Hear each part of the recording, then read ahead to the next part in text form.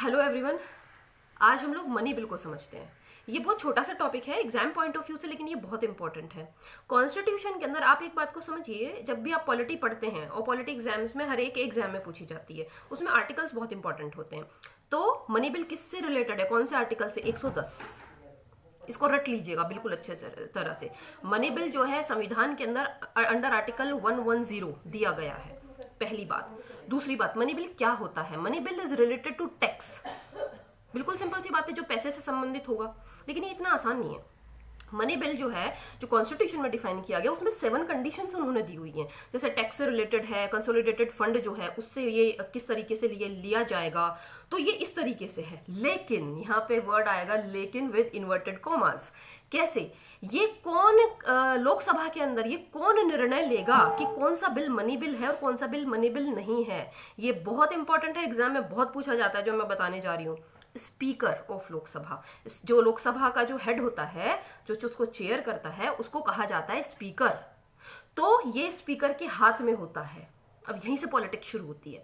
ये स्पीकर के हाथ में होता है कि वो किसी भी बिल को मनी बिल घोषित करे या ना करे। सही है? और उसने अगर उसको मनी बिल घोषित किया है और समझिए कि विपक्ष कहता है कि ये तो मनी बिल है ही नहीं, वो किसी भी कोर्ट में चैलेंज नहीं किया जा सकता है। तो अल्टीमेट जो पावर है मनी बिल की, वो किसके पास होती है? स्पीकर के पास। इस चीज को याद रखिएगा बिल्कुल। 110 से ये डील करता है और इसको तय कौन करेगा? स्पीकर तय करेगा। ये किसी भी कोर्ट में क्या चैलेंज किया जा सकता है? स्पीकर की जो ये पावर है, नहीं, ये किसी भी कोर्ट में चैलेंज नहीं किया जा सकता है।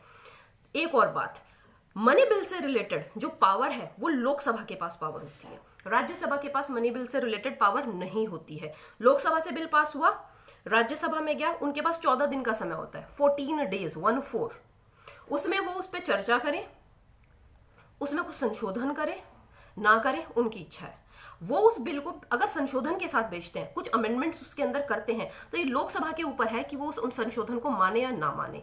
14 दिन के अंदर उनको रिटर्न वो करना ही है।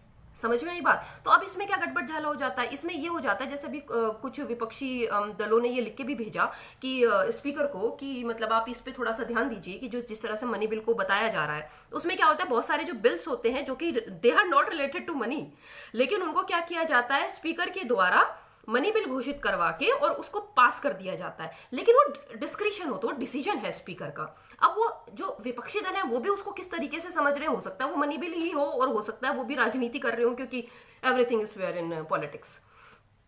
तो अब आपको समझना क्या है, 110 आर्टिकल स्पीकर तय करेगा। स्पीकर की पावर चैलेंज की जा सकती है कोर्ट में? बिल्कुल भी नहीं। दूसरी बात, इससे संबंधित जो पावर है किसके पास है?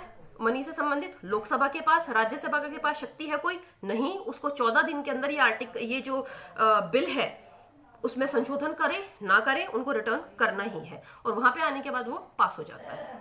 Thank you so much. I hope आपको जो ये पूरा है समझ में आया होगा। पढ़ते रहिए एंड टेक केयर।